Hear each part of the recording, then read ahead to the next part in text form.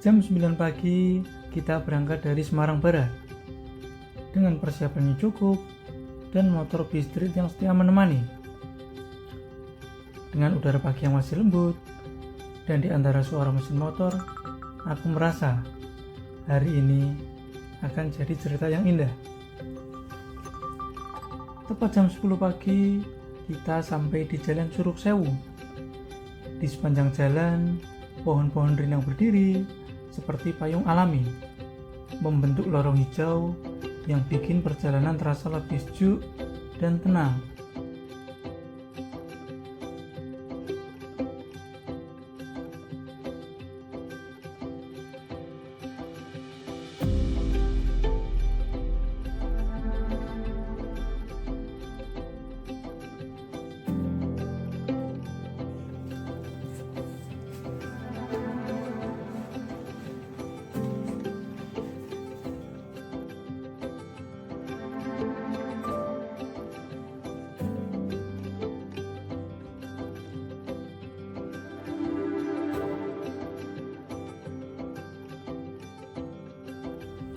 Menjelang malam, harusnya kita mulai pendakian, tapi cuaca ternyata tidak bersahabat.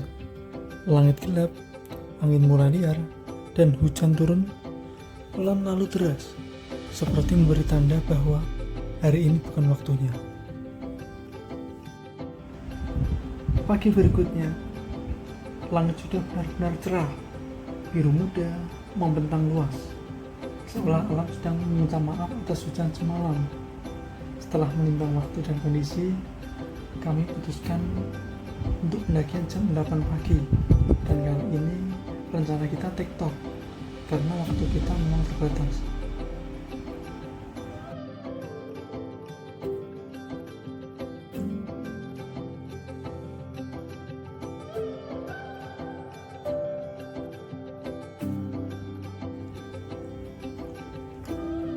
Dengan langit yang sudah cerah dan udara pagi yang ringan, kami akhirnya mulai langkah pertama pendakian.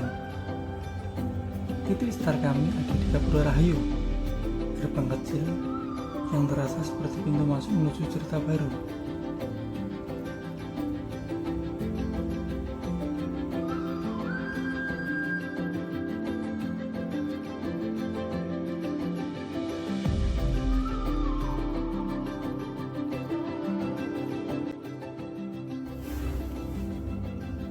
Setelah kurang lebih 1,5 jam perjalanan, akhirnya kita sampai di pos 1 Sengaran.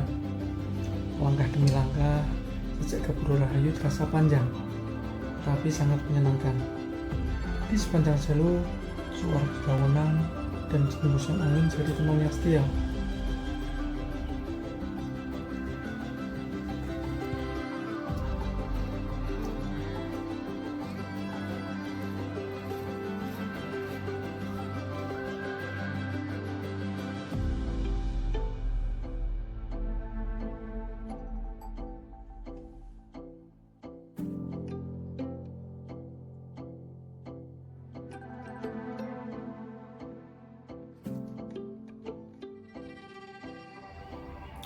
Di sepanjang jalur antara pos 1 dan pos 2, kita terus melangkah pelan.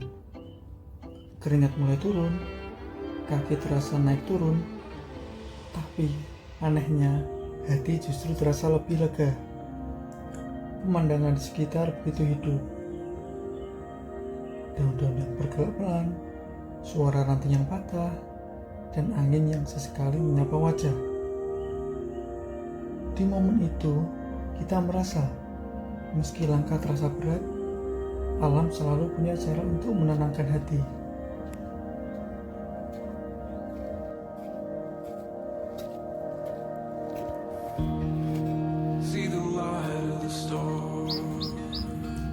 Setelah perjalanan cukup panjang, sekitar 3 jam, akhirnya kita sampai di pos 2 Kayu Sawah. Anginnya sangat sejuk, dan capek pelan-pelan hilang. Dan suasananya bikin hati lebih tenang. Kita lihat, di situ ada tulisan Manunggaling Rasa.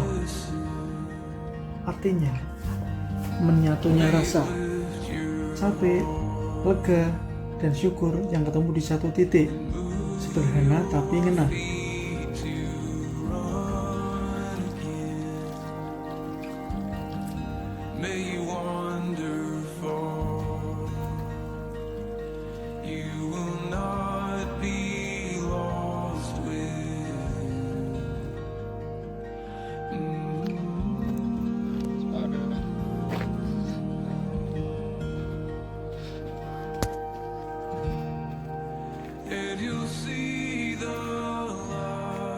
Sekarang kita sudah sampai di pintu masuk Gajah Mungkur.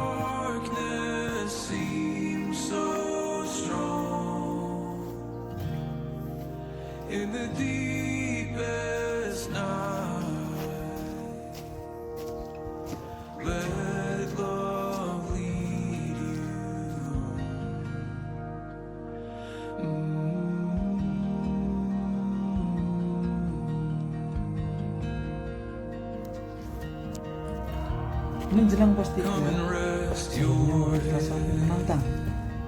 Di depan ada satu tanjakan yang dengan handroll atau parit pengaman. Di sini langkah harus lebih pelan. Harus lebih kuat, nyari pijakan yang pas, dan jaga ritme biar tetap stabil. Capek sih, tapi seru.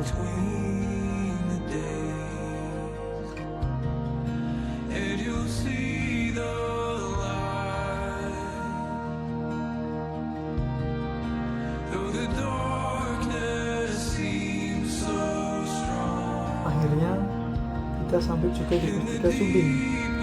Di depan mata ada bentang savanna hijau yang luas, lembut, dan tenang. Tempat yang selalu bikin pendaki lupa sama capeknya.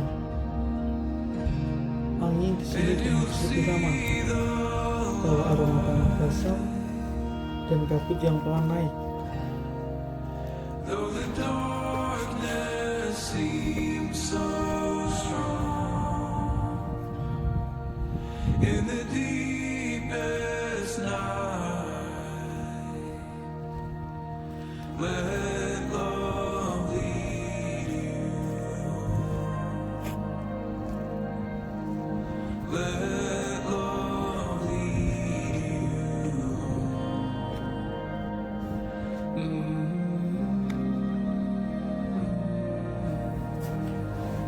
Sebelum lanjut ke jalur ekstrim terakhir menuju pos 4 dan puncak, kita memutuskan buat berhenti sebentar.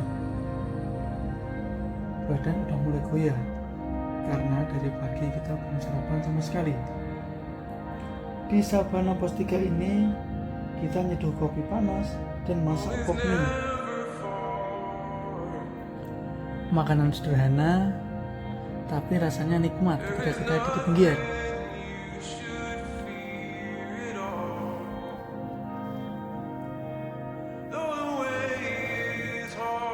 Santai di pantai, guys.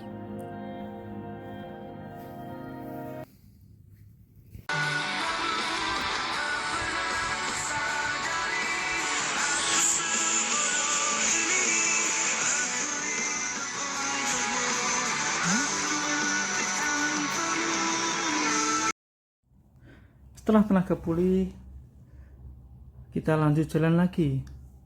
Gak butuh waktu lama, kita melihat papan yang bertuliskan bunga Edelweiss.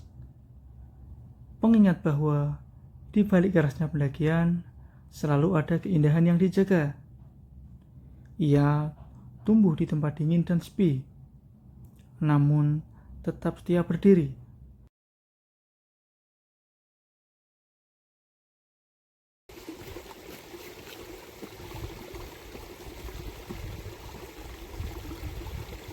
Di antara pos 3 dan pos 4, kita nemu sumber mata air yang kecil keluar dari celah bebatuan. Airnya bening, dingin, dan terasa segar banget.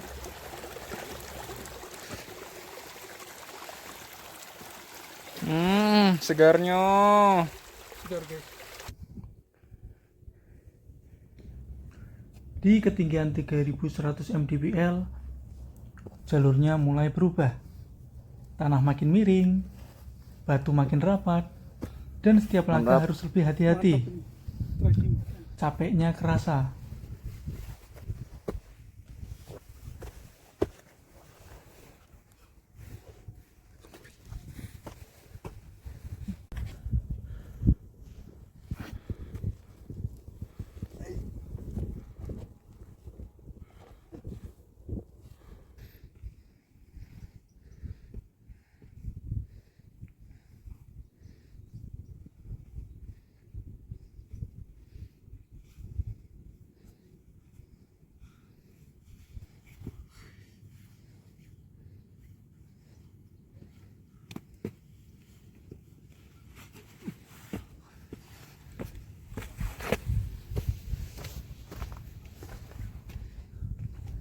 Tinggal sekitar 100 meter lagi menuju puncak Raja Wali. Hati-hati, Ri. Kita harus melewati webbing, Hati-hati, oke?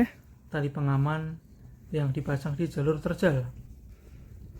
Di sini kita nggak bisa cuma mengandalkan tenaga, tapi juga fokus dan ritme napas.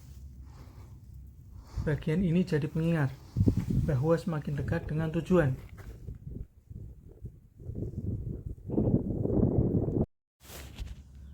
Tinggal sedikit lagi menuju puncak, tapi kita terpaksa berhenti. Kabut tiba-tiba mulai naik, gerimis mulai turun, dan jalurnya makin gelap. Langkah jadi ragu, karena pandangan tinggal beberapa meter, dan di sisi lain, waktu juga terus mengejar. Dari pihak basecamp mengatakan, jam 18 kita harus sudah turun dan sampai ke basecamp. Sementara sekarang, jam 14.30 kita masih di titik ini.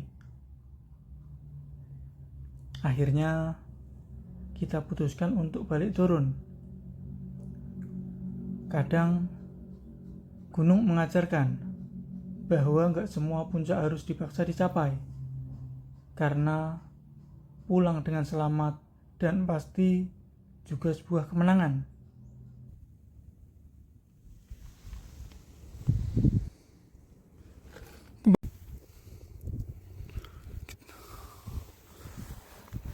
Hati-hati, Ri. Hati-hati, oke?